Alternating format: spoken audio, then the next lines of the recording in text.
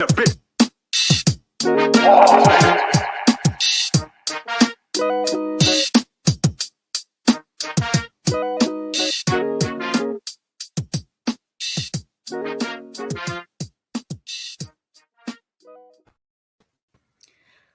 up, lemon heads? It's your boy Fungus. We're back for season 2, episode 17 of the Vice City FC podcast. I got my boys Edwin, Larry Fresh, and Xavi XG La Voz with me here today. We were gone. We've been gone since Copa America. You know, we were stuck in the AC vents for a long time. We literally just got out of Hard Rock Stadium. They finally found we needed us. to do a show.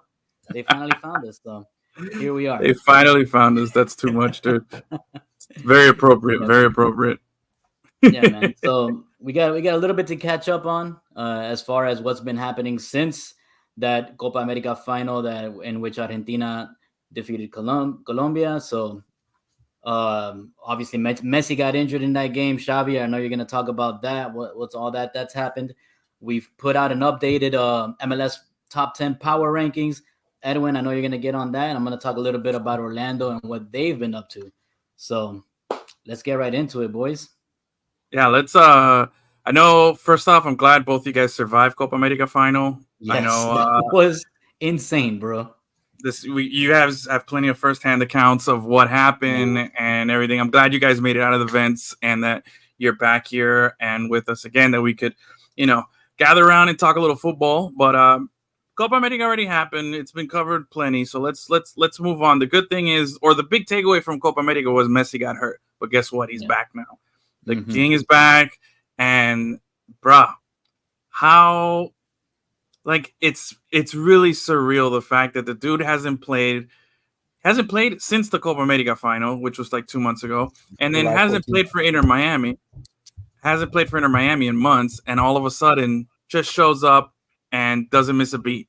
2 goals, an assist, and Inter Miami looks like a well-oiled machine. You know what I mean? Like, yeah. Xavi, you were there. You were at the game. Tell us, what's your feeling? How are you processing this now that your boy's back in the starting 11? And he played the 90 minutes. What's more impressive? Good point.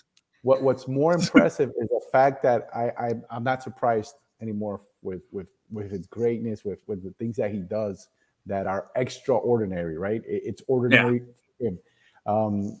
It's fantastic to be able to have him even at this age, 37, to be able to see that quality. And sometimes I imagine, man, I wish I could have seen him in person when he was 16, 17, 18, 19, those years as he was coming up with that speed, because everything that he has now, plus just 4 times faster, right? I mean, remember in his career, how many highlights do we have of him taking 2, 3, 4, 5 guys on and taking off on them? And this is in La Liga, one of the top leagues in the world. So you can't talk garbage. Oh, no, it's against scrubs. No, he's done it against everybody. And now in MLS, he's doing great things. And, you can't minimize it. Oh, because he's in a bad league. No, MLS has got it improved. It's a very physical league. And it's not easy to do what he's done, because someone we were just talking about that. I said, look, other great players have come here and they haven't even been close to his numbers or his stats or done what he's done. So if it was that easy, they would have done it. Only Zlatan came and he's one of the top players and he did some good things, but none of them have done what Messi's done, right? So we can put that to rest. It's Messi. It's Messi is a great player. To your point, I saw a stat today that he has as many goals as he has assists up to, at this point in the season, and he's the fastest player in MLS history to reach those numbers. 15 goals and 15 there assists. But another thing that we were talking about in the press box during the match is he has 27 goals, right? He's 2 goals away from the all-time leading scorer, which is Leo Campana. Messi has done this in 30 games. Campana has scored 30 goals in 93 games. Granted, so it gives you a perspective. And Campana's a very good player, and he hasn't always started every game, and he's had issues with minutes, and he's had Higuain in front of him, Suarez now, Martinez. So he's had some competition too, but he's the leading scorer for the team, and he's did it in 93 games. This guy in 30 games is already there. So these are things that are just extraordinary. But you look at it and it's expected of him already. And how does he just do it over and over again? With no pressure and with this ease. It's amazing, and I love to be able to see that. Cover it as for Inter Miami, but also covering one of the greatest, if not the greatest player of all time. It's fantastic to be able to see that. He's definitely the greatest of all time. I think Whoa. we're behind, we're beyond that already. Like I look, and I'm You sorry for are. all the Some people Ronaldo are. fans. I'm No, sorry. Like not the even, next, not even Maradona, not even. I'm talking about Maradona, Pelé, like because Ronaldo's uh, not in that conversation. And I'm a Real Madrid fan. wow, okay, that's interesting. I definitely look what Maradona did and Pele. Those are to me, it's hard. Generations are hard, and the Yeah, skill it's hard to compare. But the yeah, fact that this guy Messi had a guy in Ronaldo who had the same parallel career path with him. They both came in around the same time. They both had their great prime peak years at the same time in the same league, competing in the same Clásico every year. They were measured like the fact that legends. he had that in front of him at all times, Mhm. and they each had incredible success. Legends. They're greatest, Uh, both of them greatest players. exactly. Like to me, To to get on the pitch.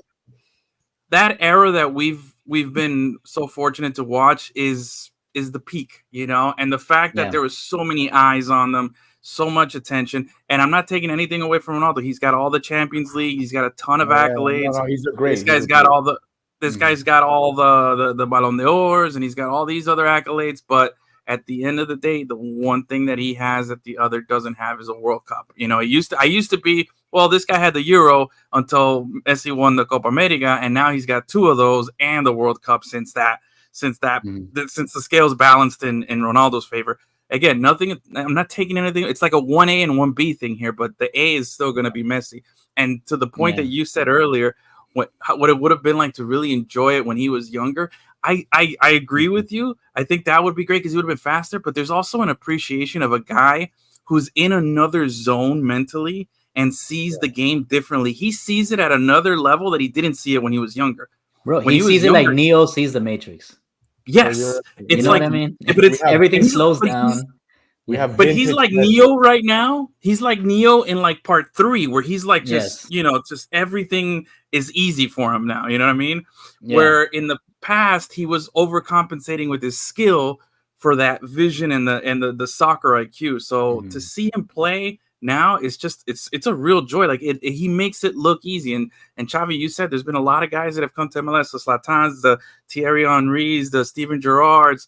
There's been a lot of big name guys. Wayne Rooney. You can go make. There's a huge list. I can make a really nice starting 11. And prior to Mhm. Messi, Giovinco was the status the bar. He was the guy who had the most success. He was younger, but Messi's just come in and Suarez too. And I mentioned this Yeah. in the power rankings article that going into the season we weren't sure what kind of Suarez we would get. Yeah, he led the league in scoring in Brazil, but we've seen we didn't think we could have two Messis on the team. Like two people have that level of Who, success, who's you we? know. Well, a lot. Who's Me we? personally, Who's I we? didn't think I was. Since Look, when did I we become saw what French? I I thought I had faith in Messi after seeing what he did, obviously last season at the end of the year and winning the League's Cup and everything. Going into the season, I was comfortable with Messi, but again, we've had the Higuains, we've had a lot of guys that have struggled, and then to have Luis Suarez come in, it's been such a breath of fresh air to see him play at the level that he's playing and to see, Mhm. because if Messi wasn't there, we'd be talking about how great Suarez is and how he's just killing it. His numbers are ridiculous, you know what I mean? And he's been playing at a level where you don't see the bad body language like we used to see with Mhm. Higuain. You don't see the Yeah. struggling. He's playing full 90. Like he's doing everything. And it's just like, dude, how are these guys pulling this off at this age? Jordi Alba having like a fantastic season, Let tell Sergio you, Busquets, the Fantastic fantastic. Four. The The Fantastic Four have been exactly that. Exactly that. Fantastic. You haven't heard anything about Busquets, so that's how you know he's doing fantastic. Because you haven't heard anything bad. Oh, he played center back. Well, okay, he's playing midfield. Oh, okay, nothing, no mistakes. The guy's just Each one has incredible. carried the team at a certain point, especially during Yep. the moment where Messi was out. I mean, because there was a fantastic run where Busquets was looking, like, wow, this is Busquets back in time, turn back the clock. And then you have Alba had a sprint of games where he was just out of this world again, best left back in the world Alba. And then Suarez just scores. He just scores a one knee. He just scores. I mean, he's a monster. He knows his timing is impeccable. His finish is clinical, right? And this is the difference between world class elite players and everybody else. You get the opportunity and you put it to rest. And he does. And he doesn't need all those opportunities. He doesn't need to be the fastest guy on the field. You know, he uses all his resources now. Because we compare like Messi, right? A young Messi and a young Suarez. Yeah. Suarez was a bundle of energy and all over the field, right? Now he has to, control his energy and watch his runs and he's still scoring at an amazing pace. So it's fantastic how they've reimagined themselves, have done the same thing they've always done, which is be fantastic players, but in a different manner. And it's great for Miami. I mean, we have to enjoy it. It needs to be studied. This is like maximum level of efficiency that, we're not used to in anything in life, especially something that you tell me is like at the downside of 30 years old already. And when, especially, in sports terms, how what a decline that can be. And these guys are just so efficient. Messi hadn't played in 2 months. He played the full 90, he was happy. He was at the end of the game. He's like, yeah, I'm a little tired, but I'm just happy we got the win. Tired. And I'm like, are you kidding me? If I wasn't tired, I might have scored 4.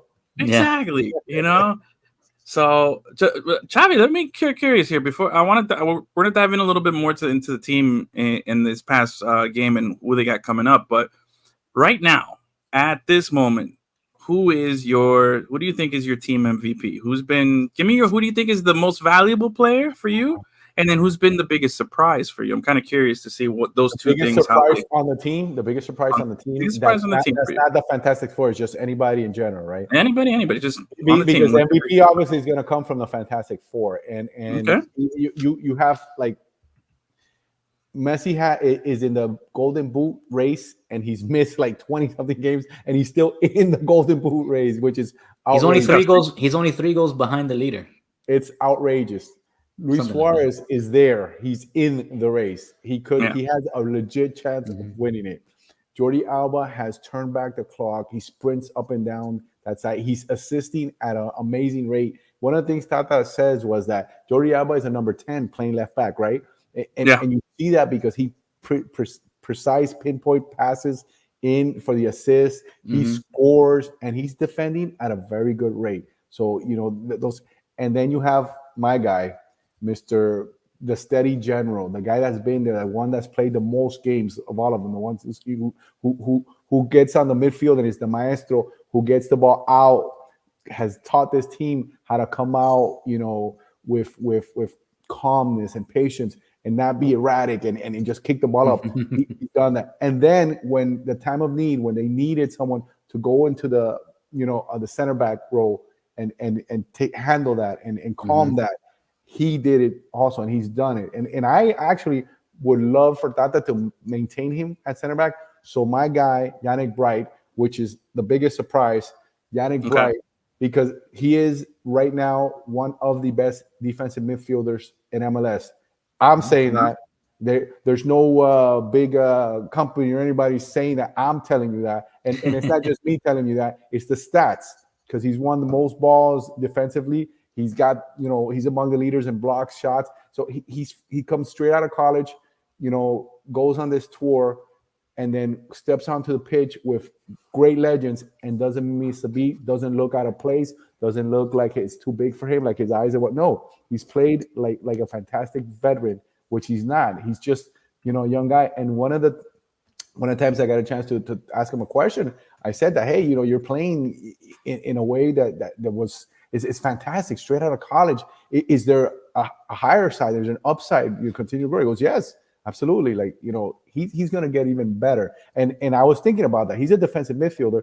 How can he get better? He can get better as a box-to-box guy, and then start putting some balls in, getting some shots and some assists for goals. So there is an upside to this kid.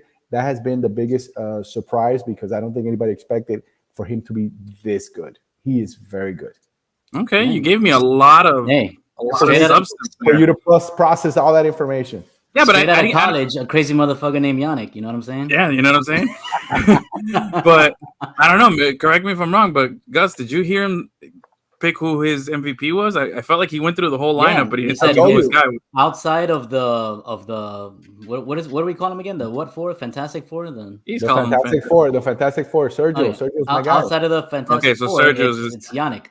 no, that's his big Yannick- surprise. But I was is the asking him who his surprise. MVP was. Oh, MVP MVP. Yeah. is It's Sergio. Busquets. Sergio, Okay. because he's been there most games and has to do two positions, and I think he's just been fantastic. And he's just low key quiet is the glue to the team. What about my boy Fetty Round, bro? I like him. I like Fetty Round, bro. He's doing his job. He's doing his Yeah. job. He's another level to go also, but he's solid. I mean, you got Fetty Round and you got Diego Gomez, two young guys there that are just eating the pitch, eating ground, running all over, controlling, defending. Setting up. What's that face you got? What's your problem? I'm reading here. Yannick Bright is Italian. Oh, that's the face you put. Yeah. No clue. Nothing there in the name. Anything screamed Italian, and all of a sudden I'm scrolling through here and it says And he's he came from nationality is Italy. Yeah. Wow, look at that. I think he's the only Italian on the squad right now. And you know what would be funny at some point if he actually shows up on the radar for Italy, even maybe just like an invite to be on the bench or whatever, because I think he's that good. Nice. I'll tell you who's been my surprise, and it's not for the reasons that you're giving Yannick. To me, my surprise, because I feel like he's had a good season. He's been reliable. We've been able to count on him. He's somebody that filled a spot, but he's not crazy, like, putting in good work, and he's not like a young guy who's seizing the opportunity like Yannick Bright is, but to me, Julian Gressel has coming from a championship team last season, leaving that behind, joining this monster of a machine here, you know what I mean, where all of a sudden his language isn't even the main language, like he's got it's a big cultural change coming down here, but then also being a guy who's been respected. He's a 2-time MLS champion. He's a guy who was a guy Tata loves, from his time in Atlanta, who he has a history with. To take a gamble, I mean, it's not hard. Hey, do you want to play with Messi and his friends? Like, seriously. It's not that hard convincing. But even then, still, it can be, you can go into something like that, and it can be a challenge, and it can be a detriment to you if you don't adjust. It's a lot to ask. And I feel like he's done a really good job. You see him, like, throughout the season, he's scored goals, he's facilitated, he's played it all up and down the pitch. I've seen him in the wing backs, I've seen him up front, I've seen him in midfield, and I just feel like, man, that's been a nice addition, like a very nice addition. I haven't had to worry too much about it, and especially in a season where we've had so many injuries, I feel like that's been a nice little, quiet little blessing that we don't talk about much, Right. So you're trying to say Columbus is not like South Florida. It's not like Miami. No, I don't think it's anything like it. I know Cucho's up there, and he's changing it up a little bit, but no. But we'll talk more about Columbus there. But now, Xavi, okay, so we just finished this game. Philadelphia. We got Philadelphia. We got Atlanta coming up. Which, by the way, did you guys see the picture that MLS posted of Messi and the 14-year-old kid from Kevin Sullivan? Kevin. Bro, that's gotta be so cool, bro. You know what I mean? Like that. I thought that was really neat. But anyway, taking what you saw now with Messi back in the lineup, the team clicking, we're in the final stretch of the season here. We were the first team to clinch a playoff spot. The Supporter Shield is basically, we got like one hand on it already. Yeah. We're 10 points up on Cincinnati. Let me see here. We have 2 games on LA Galaxy. We have 2 games on them. We have 2 games on them, but we're up 8 points on them. So I'm feeling, I'm feeling 6 points on them. I'm feeling like we got one hand on that Supporter Shield. Very comfortable right now. Great spot. Now, when we lost Messi, when we hit prior to the Copa America and prior to all that, when we had all these injuries and these in and outs of the lineup, and here we are now, 2+ months later, Messi has returned. The team is in full strength, and we are at the absolute top of the mountain right now when it comes to MLS. Like, what a crazy series of events that had to happen for that to come to fruition. You know what I mean? And there's still some idiots online that'll say, "Oh, we got to get rid of Tata." Like, get out of here, bro. Like, you know what I'm saying? I'm glad you mentioned him. Because I don't think he gets enough credit getting the team through. No, like seriously, like we're just stop for a second and look at where we're at and what we've done and all the adversity that we've had to overcome. You know, countless injuries. Our defensive line, our back line, has been a revolving door of guys coming in and out because hey, we just signed this guy from Argentina. He's going to come and fill a role. Oh, he pulled his hamstring. He's out for 6 months. Left center back has been cursed. We're about to get the second title of croqueta plate. That's what I'm talking about. Go. Hell yeah. And all types of croqueta. Bring it on. Yes. Cafecito. Cafecito had one of his little tweets on Charles Bohm's article. MLS. I don't know if he knows about that. He used his tweet as on his article, which is nice. Which is pretty cool. Yeah. What can I tell you? But tell me now, okay, so we just got past Philadelphia. We got Atlanta here midweek. Do we have another game on Saturday? Oh, you check the schedule. Let me see here. We play Wednesday, and then, we play Saturday at New York City. So, okay, so we're in Atlanta, and then we're in New York City. Right. New York City's been sliding. I just kicked them out of my top 10. They've been struggling. They haven't been good, but that's still, and you can't take any team lightly in this league. For me, the travel affects the distances. Yeah, I mean, luckily this is an East Coast trip here. They don't have to go too far, but Atlanta's gonna always play hard. Do you think are you confident that Messi's gonna play this Saturday, considering it's the turf in Atlanta, or do you think there might be some precaution? No, he's playing, man. I mean, I don't understand why they keep with this whole turf stuff. Even when it's before he even played his first game, there were this whole rumors. Oh, he's not playing turf and then in one of his press conferences, he says it. I haven't played turf in years, but I'm willing to play. I don't have a problem. So and then he played last year when he needed to play on the turf. They didn't withhold him. I don't think it's going to happen now either because he has to get back in form. Well, maybe he started maybe be taken out early 70 instead of giving him the 90 or possibility, but him, if you know anything about Messi's makeup, he's ultra competitive. He wants to win everything and he wants to play all the time. And I think this is kind of the farewell tour that all the big rock bands, they go worldwide. Well, this is his farewell tour, and he's taking this in, enjoying it. His family's enjoying South Florida, and he's enjoying. I'm not saying he's done this year. Okay. but remember, some of these tours last. This is the first leg. The first leg of the farewell tour. That's like 4 legs long. Okay. Some of these tours last for years. So, because he personally, I believe he can't go. He can't go until he opens that stadium. So even if he has to play 30 minutes. and come in as a super sub, where I think his ego's not too big where he won't do that, especially for a good price, So I'm glad you mentioned Tata though for a second. I want to go back really quick to Tata. Tata, like you said, gets a lot of crap from so many people. Fire Tata, this Tata out, and I don't think he gets enough credit. One, for being able to have these 4 global iconic superstars in the same dressing room. Obviously, they're friends and they're cool. But he's able to manage and caress and deal with Messi, Suarez, Busquets, Alba, and then have all these young kids, have them come up, have them get experience, and have them actually participate and contribute in a big way. This last game, he mentioned it. I asked him about Noah. I said, hey, Noah, can you talk a little bit about his game? He came in, he played, I think, perhaps his best game, Inter Miami. Can you talk about and the injury? But he talked about him, but then he said it was so important, towards the end of the game, Ian was in there. Yannick was in there. Noah was in there. He mentioned 4 or 5.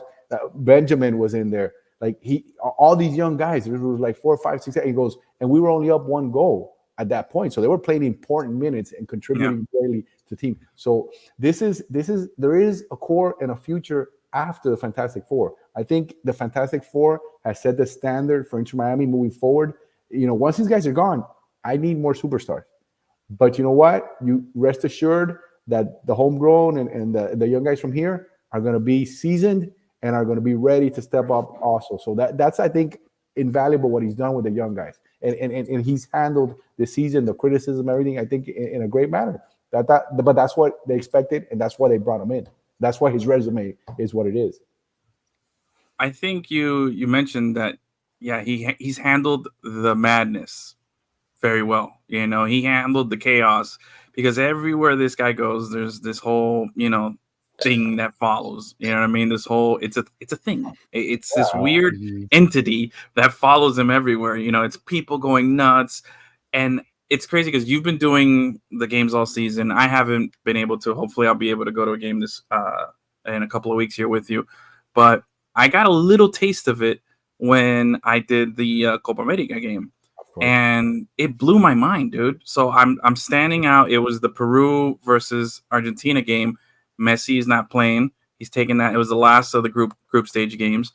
I'm on the pitch. I'm waiting, pre-games there. I don't know if he's coming out, if he's going to play. He doesn't come out for the warm-ups. I'm like, all right, well, I guess he's not going to be here, And then all of a sudden they're bringing him out, the players for the national anthems. And I'm standing, in the photographer line here in front of the benches. The benches. And I'm standing there, and all of a sudden I look, and casually walking right behind me is Messi because he's coming in as he's a sub for that game, right? So he's coming out with the substitutes, and he's sitting right behind me. And I'm like, whoa, okay, this is weird. I've never been in this situation before. Dude, I couldn't even turn around right away because the mob of photographers that came out all of a sudden just surrounded me. And I'm like, too late. You had your shot. You had your shot to be the first, and you blew it. Well, no, I didn't blow it. I got my shots, but it was a struggle. I was just, and the whole time he's just like, he looks like a cartoon. He's just standing there like, and he was looking to the side, and then he looks over at DePaul, and he's like, he mumbles something, and then he looks back, and then they're like, and then he's laughing, covers his mouth a couple of times, like, and I'm just like, dude, and I'm like, and bro, and I'm not kidding you, it's like 40 photographers right in front of him, all taking pictures of him sitting down. Like he's not running, he's not saying it, it's just a constant. I'm part of it too. I'm guilty. I'm trying to get a shot too, but I'm trying to squeeze in. But it's just crazy to think that that's his life at all times, wherever he goes, especially in an arena or in a stadium. He can't even go to Publix. He can't even go to Publix in peace. Yeah, he can't do that anymore. No, he probably doesn't even see it anymore, though. Like the whole crowd around him, he doesn't even see it. No, doesn't see it. He looked right through me, which hurt my feelings because I was the one right in front of him. But he was looking right through me, and then I was thinking, like, can you imagine if Messi just showed up at like your house, was like, hey, what are you guys doing? Like, just came by, like that doesn't happen anymore, no, right? An episode of Seinfeld. Yeah, like that would be a great episode. He just got lost. He just got lost in one day and left his house and started driving into like suburbia and just ended up in Cutler Bay or something. And it was like, yo, is that Messi? Beckham was over here by my house the other day. That's right. That's right. You sent the picture. Yeah, so it's great. You never know that nice ride. Yeah, oh yeah, in the Bentley. I think there's a tattoo shop right there, and I think he was there getting a tattoo. But I'm like, wow, of all the tattoo joints in South Florida, he comes out here to the Bay. So I was like, all right, cool. But again, I digress. That was just my experience from what I saw. We appreciate at that, and I'm just like, God, it's so weird, man. Like it's just it's such a separation of reality for me and what those guys go through. But anyway, let's look at our opponent here, Atlanta. What are you, Xavi? How are you feeling?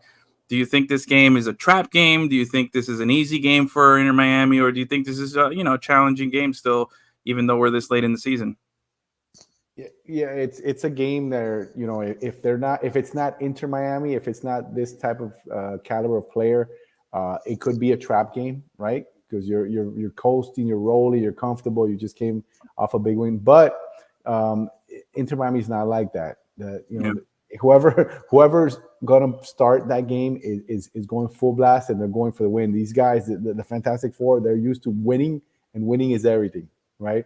So I think that culture is embedded in the team, and they're gonna go in to win the match. Whoever plays. Remember, David Martinez was injured. The starting left back, strained right adductor. He's definitely not playing, obviously. And then Noah Allen, who came in, replaced him in the 15th minute. That Tata said, look, he basically didn't even warm up, and he came in and played a fantastic game. But from what I've gathered, he feels great. He feels good. But they're gonna see how it continues tomorrow. There is a possibility he can play. There's a Okay. definite possibility. So that was 50-50. Atlanta But beat Miami earlier this season too. exactly, So and that's what I was going to tell you, and that's an added motivation, right? Come okay. back, and because Miami, what does Miami usually do to those teams that beat him? They come back and exact some vengeance on them too. So they need to They go. smack it down. They need to go win that game. They need to. I think they need to get some playing time for Campana. That's where I see maybe Suarez and Messi. We might see the return of Ucraniano. I don't know because I think he's lost a little ground based on Ian Frey, based on Noah Allen. Now his stature has gone. His stature has risen, given the fact that he's played very well in so many games. And this last game was at another level. He was playing fantastic. He came in a very tough situation. The team's down 1-0. That David Martinez, your best center back at the moment, he's the best. He's a very good. He came in. They didn't miss him. Noah played well. He played really well, and tough assignment against these big guys. He's a tough, scrappy kid, and his confidence, you can tell, is improved, and his game has improved. He's played much better. He's one that used to get all that criticism, right? All the time, because he's a young player. They're developing. They make mistakes. Things happen, but you see the development with him. So I don't know if he's going to play tomorrow. We don't have that for sure. Ian is an option, but who's the other option? My guy Busquets, my MVP. Rather not see Frey play on turf. At some point, you gotta take the wheels off, right? Yeah. At some The point, training he's wheels.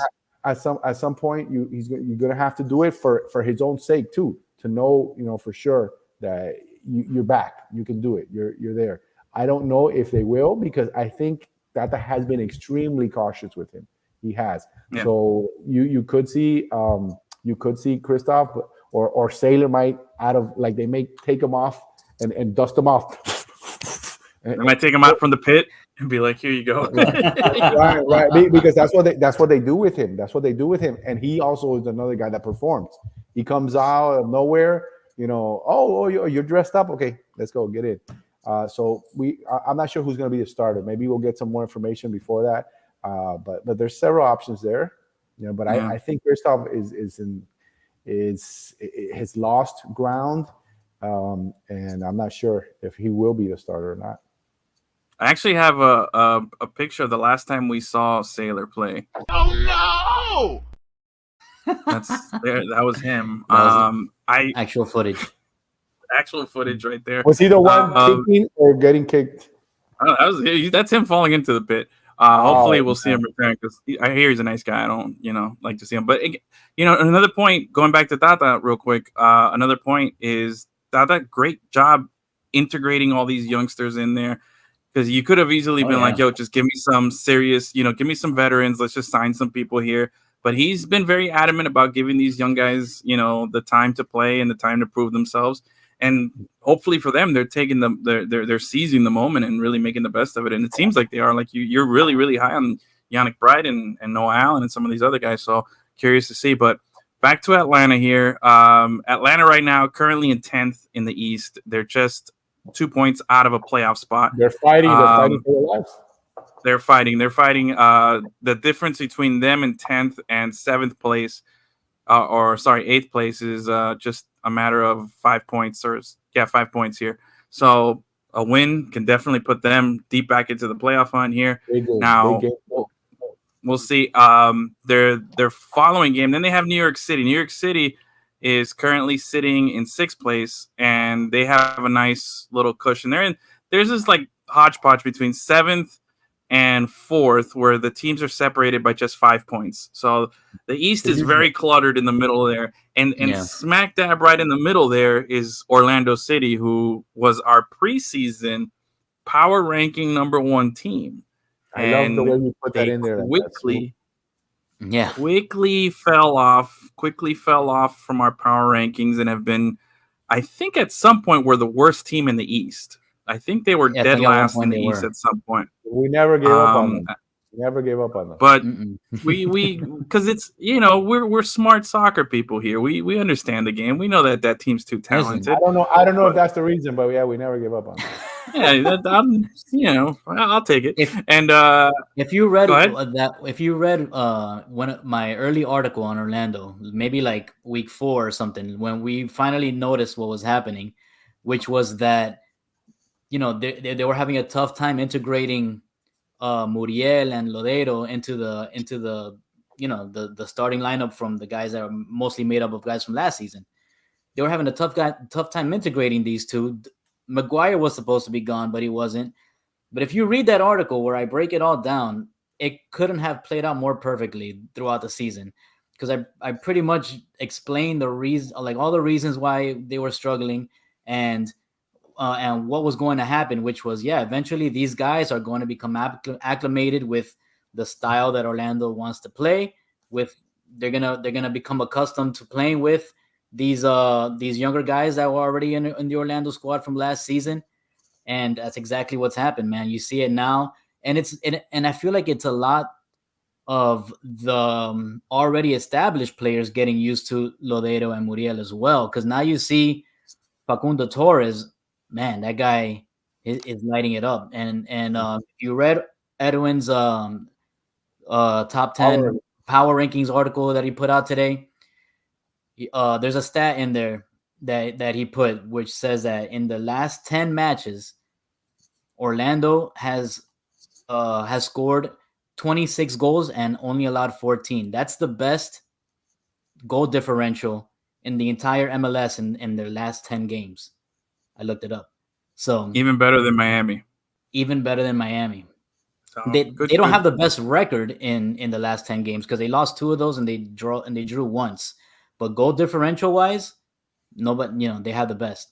And in those 10 matches, Facundo Torres has scored 8 goals. 8 goals in their last 10 matches. He only had 3 before that. So that just goes to show that he figured something clicked in his head, something clicked in his vision, that he figured it out, and the rest of the team is kind of just like, oh, okay, that's our leader. He figured it out, and they turned a corner. They turned a corner, and now man, I think they're hitting on all cylinders. It's gonna be tough. It's gonna be tough to hold those guys back.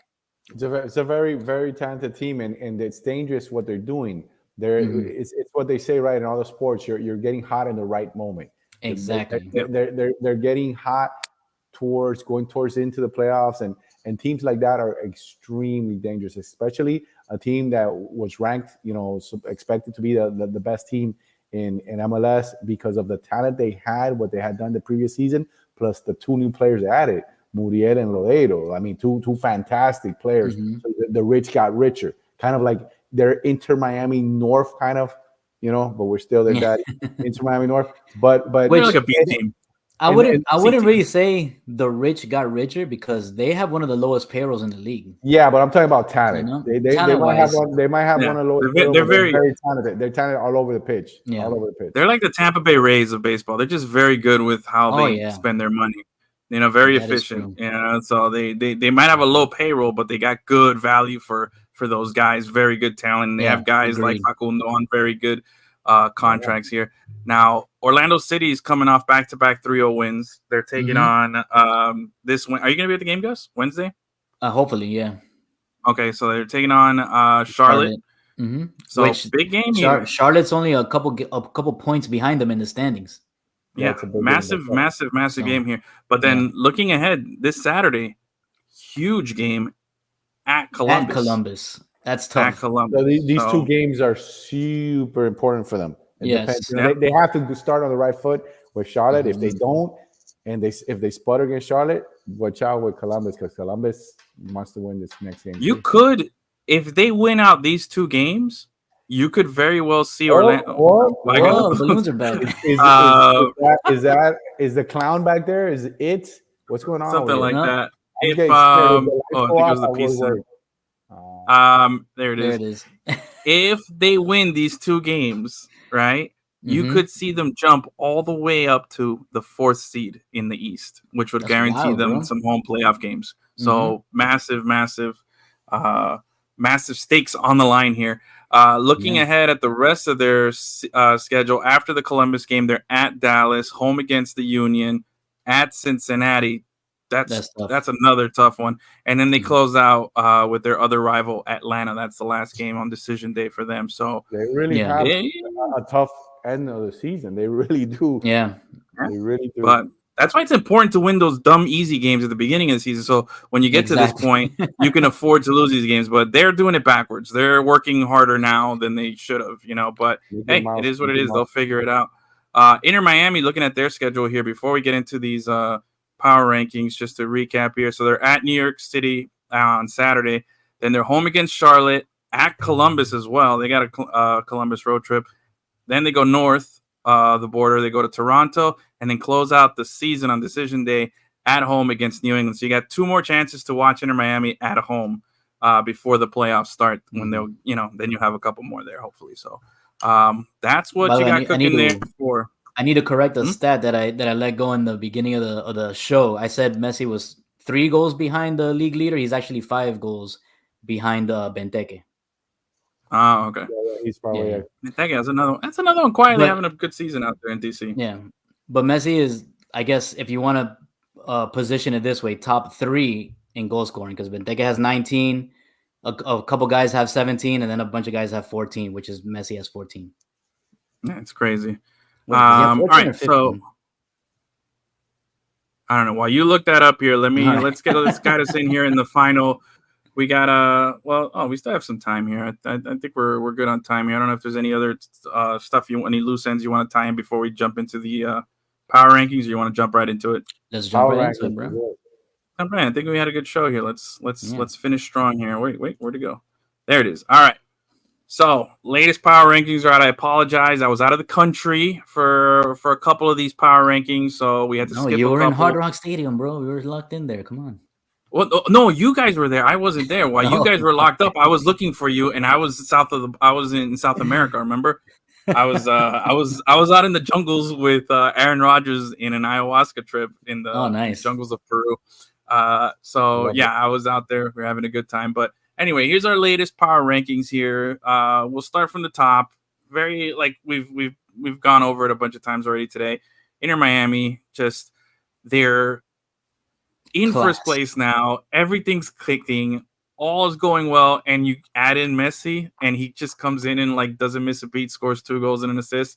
Forget about it. That number 1 spot's going to be locked down for a while. It's going to take a lot for them to move out of that top spot. Yeah. But this weekend we had a great slate of action. We had 2 big derbies. There was 2 big games on the slate. There was the Hell is Real derby between Cincinnati and Columbus.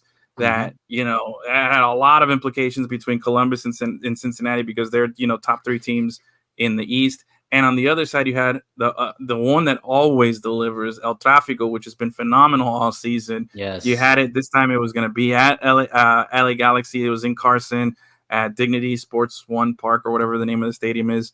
But anyways, the Galaxy, the Riot Squad was out there, and it was LAFC versus the Galaxy, and both games didn't deliver.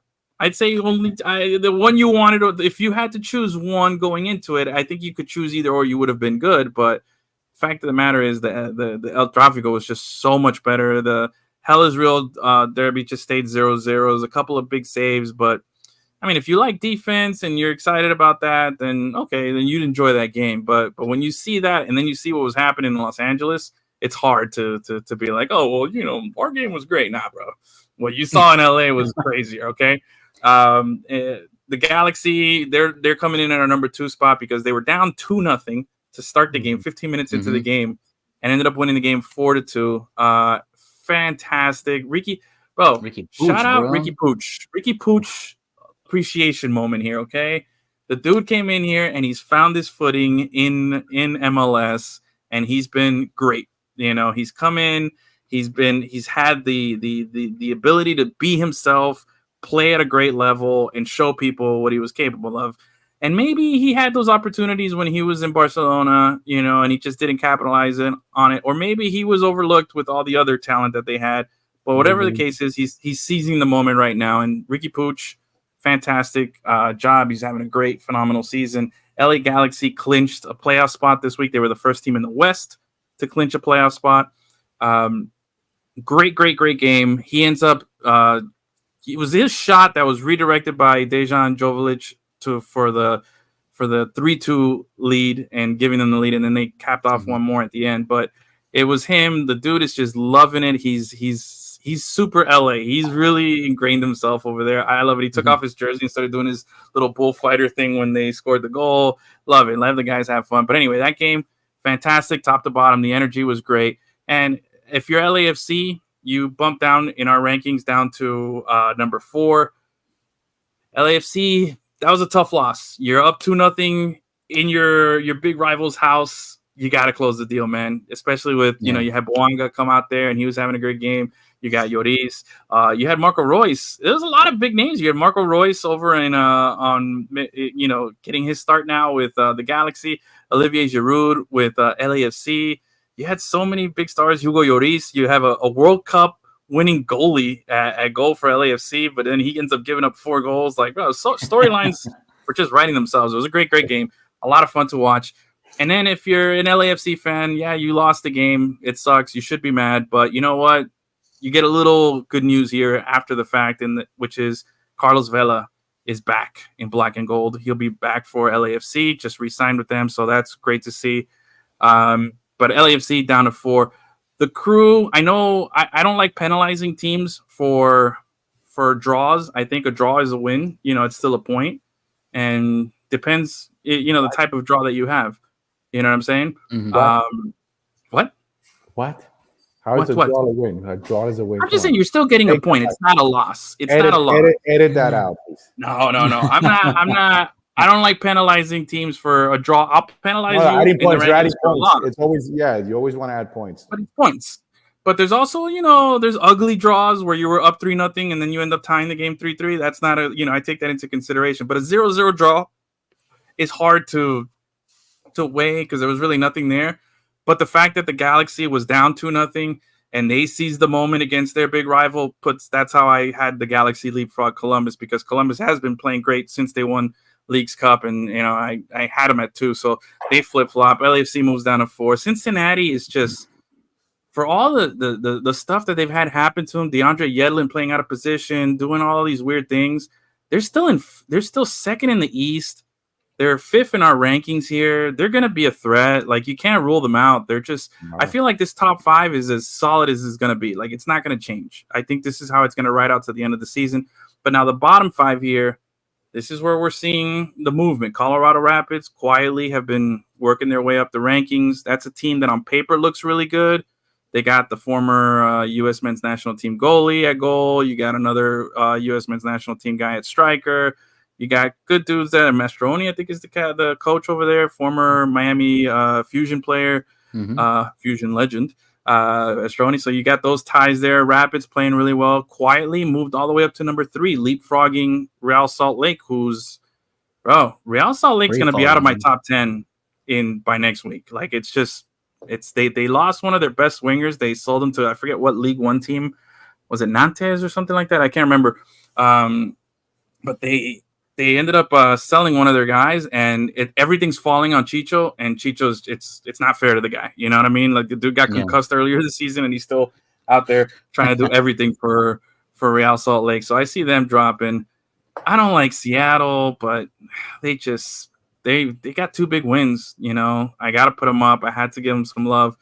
And then the most perplexing team here, because we already went over Orlando. I'm not going to go over Orlando again, but they enter our rankings at 7. They've been playing great, like everything that Gus said there. But I think the craziest team in this list here, I've had the Red Bulls as high as 3rd on our list. I think I even had them at 2nd one time. They've been very great. But when I was looking back at their previous 12 games, they have 8 draws in 12 games. It's so mediocre. Right? Yes, in all competitions, 12 in the last 12 games, 8 draws, 2 wins, 2 losses. And they're coming off, I think, a loss this week. So it's just like I don't know. Like, but you say you don't penalize people for draws. So what are you doing? I know, but eventually there's too many draws. Eventually it's too many draws. Like, I got to draw the line. Like, no, you got to penalize them. That, my friend, is what we call a contradiction. But I agree with you. All these draws, they're not trending up, right? It's like we said, Orlando City is trending up. They're going. Yes. At this moment, this is the moment in time where you have to start building. You have to start building, getting those points, ensure that playoff spot. The Bulls are there. They're a good defensive team. They're having some issues putting the ball in, I guess. Yeah. And that's not going to do it. That's not going to do it. And they're not playing their best. They were playing better, towards the beginning, kind of mid of the season. Right now, they're not. They've been solid. Yeah, and but then it's still a tough team to play. Any team that matches up with them, it's going to be a tough team to play. Hey, but that's fourth tough. in the 8 East. draws. 8 draws. Eight You're draws. dropping. You dropped 16 points, bro. And they're still fourth. And they're still fourth in the East. That's the crazy part. Like, it's really a dangerous team. It's a dangerous team. But, yeah, they lost. Very, very complicated. Forsberg is injured. He's the one who didn't tell his wife about his whole life in the United States or whatever. That whole weird story. Let's not go back to that. Let's not go back to that. Yeah, no, that's a crazy one. But you got to, maybe that's part of it. But anyway, I think the top 5 is as solid as it's going to be. It might change between 4, 5, and 3 a little bit, but I feel like now the Galaxy have really, especially since I think that was the last El Tráfico, unless they have a bad falling out, I think they're going to hold down that number 2 spot. And then it's going to be a little shake up there. But the bottom 5, Rapids City trending up, Sounders like on the verge of trending up, where you have Salt Lake and the Red Bulls definitely trending in the opposite direction. So that's our Lemon City Live MLS Power Rankings for match day 32. We'll have MLS Power Rankings bar none, no doubt. Yeah, Even man. better than the one MLS puts out. Oh yeah, that one sucks, man. I studied the competition. That one sucks. It's not that good. So shout out to myself for that one. But anyway, that we'll have a new one out next week. So let's see. We'll have 2 weeks of we'll have match day 33 Wednesday and 34. So we'll have that one out. So stay tuned. All right. And on that note, any last words, complaints, gripes, any more comments there? I think that was pretty good. Oh wait, we got Steve said they drew LAFC. Yeah. What's this other? He wants Houston above the Red Bulls. I have Houston as like my 11th team right now. I had them on the verge. I had to drop Portland out, New York City out this week from my prior rankings. I know I've tried, man. I've given your boy Phil Neville every opportunity, but I feel like they're like a player short over there. They have really good spurts, but then they can't keep it consistent. They're very up and down, but they're going to be. Let me see. They're in the playoffs. So right now, so eighth, I believe they're 8th. Yeah, they're 8th seed right now. And Houston is. I mean, they're only 4 points out of the 2nd seed. That's crazy. Yes. Remember how far down they were? They were like all the way at the bottom. Yeah. The it's been a big turnaround there. We were talking about how the East is packed in the middle but the West from 2 to 8, it's like 4 points difference. Yeah. No, it's gonna be 2 to 8 points. 8 points. 2 to 7. I mean, my bad. 2 to 7 is 4. 2 to 7 is 4 points. Yeah. That's 2 to 7 is 4 points. Yeah. So that's what I'm saying. The Los Angeles Galaxy could end up in 7th place. If things don't go their way. So I mean, I'm sorry, Los Angeles LAFC. Galaxy. They've separated themselves. They're at 55 points right now. What's the hold on? They got 55. The Inter Miami's at 62 points for Supporters Shield. They got a nice comfortable lead. They're going for the record. They're going to try to beat the record. What's the record? Yeah. I think it's 72 off the top of my head. I could. So that's a good question. I got to look that up. But hey, phenomenal season. Only 4 losses for Inter Miami, 19 wins, 5 draws. So stick with us. Xavi's going to be there Wednesday again as they take on. I'm sorry, you're not going to be there Wednesday because they're on the road. They're going to be, but he'll stay tuned for his recap. You'll be watching. He'll be participating in post game activities. Go on our site, lemoncitylive.com. All our sports information, not just for Inter Miami, but all the local sports. And make sure you subscribe to our brand new newsletter that goes out Monday mornings, and follow our broadcast channel on Instagram. Yes. So. Thanks everybody again for hanging out with us tonight. Appreciate it. Always fun. Thank you guys for hanging here.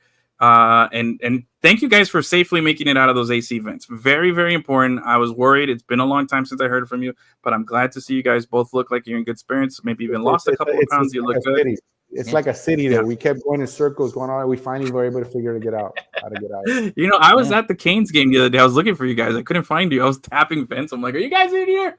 But you guys didn't have any cell phone reception. So anyway, but I'm glad you guys are back. But that'll do it. Everybody say goodbye. We'll see you guys next week. Till then, adios, muchachos.